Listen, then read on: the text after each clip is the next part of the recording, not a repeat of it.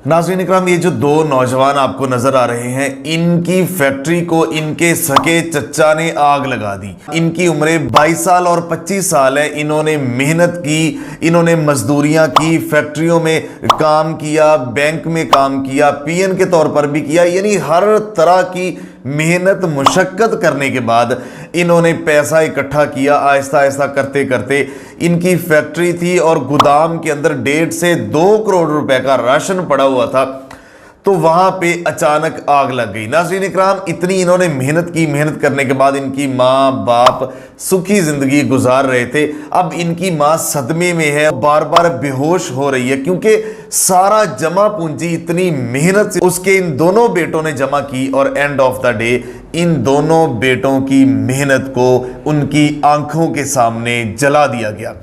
नाज़रीन इकराम, होता यूं है कि दोनों नौजवान गुजरावाला के रिहायशी हैं। ये मुख्तलिफ परचून की दुकानों को होल सेल का राशन मुहैया करते थे और 1.5 से 2 करोड़ रुपए की इनकी फैक्ट्री गोदाम के अंदर राशन पड़ा हुआ था। घी, आटा, चीनी, चावल, ये चीजें जो है होल सेल का था इनका कारोबार और लोगों को आगे ये मुहैया करते थे। तो नाज़रीन इकराम, अचानक इनके गोदाम को, फैक्ट्री को आग लग गई। आग बुझाने की कोशिश करते रहे, लेकिन इनका सारा राशन जो था, जिनकी कीमत 1.5 से 2 करोड़ रुपए बताई जा रही है, सारे का सारा जल के खाक हो गया। नाज़रीन इकराम, इनको ये लगा कि इनकी लापरवाही की वजह से, कोताही की वजह से, गलती की वजह से आग लग गई, किसी शॉर्ट सर्किट से या किसी भी वजह से आग लग गई। लेकिन 2 दिन के बाद जब सीसीटीवी कैमरास देखा गया तो मुकम्मल जब देखा तो कैमरे के अंदर एक आदमी नजर आ रहा है, ब्लू, जिसने कमीज पहनी होती है, व्हाइट सलवार पहनी होती है, वो आदमी आता है। उसके हाथ में एक मफरल होता है और एक ऐसा लग रहा है जैसे पानी की बोतल है, लेकिन वो पानी की बोतल नहीं होती। वो आदमी आगे जाता है और उस मफरल के ऊपर वो पेट्रोल छिड़कता है। पेट्रोल छिड़कने के बाद आग लगा के उस गोदाम के अंदर फेंक के वो वहां से भाग जाता है। जब देखा जाता है वो आदमी ब्लू कमीज वाला कोई और नहीं होता, उनका सुतेला चचा जमशेद होता है जो ये काम करता है।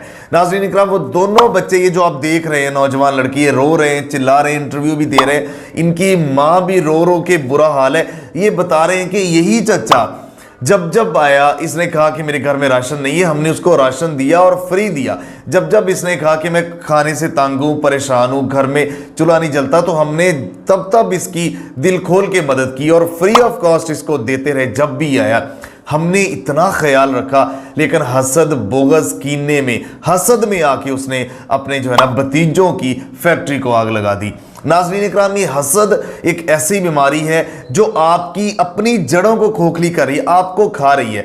आप अल्लाह के हुजूर गुनाहगार भी हो रहे हैं, अपनी कब्र को सांपों और बिच्छुओं से भी भर रहे हैं। नाज़रीन इकराम, यहाँ लेसन ये है, सीखने का मरहला ये है कि आप जब भी को आप ऊपर तरक्की करते हैं तो आपके जो रिश्तेदार होते हैं, कोई गैर नहीं, जो आपके रिश्तेदार होते हैं, वो हसद और बुग़्ज़ की चक्की में पीस रहे होते हैं और वो हसद और बुग़्ज़ की आग में ऐसे जल रहे होते हैं कि नुकसान पहुंचाने के लिए कोई भी मौका हाथ से नहीं जाने देते। लेकिन मैं आपको एक चीज़ बता दूं कि इज्जत और जिल्लत अल्लाह के हाथ में है, रिज़्क़ और मौत भी अल्लाह के हाथ में है। तो जिनका सारा कुछ जला दिया, अल्लाह तो उनको दे देगा, लेकिन अपनी आखिरत भी उसने बर्बाद की, पुलिस ने भी गिरफ्तार किया और अल्लाह की नज़र में भी ये दुनिया का सबसे कमतर आदमी और अल्लाह सजा देगा। अपनी आखिरत भी तबाह, दुनिया भी तबाह, निशान इबरत बन गया दुनिया के सामने।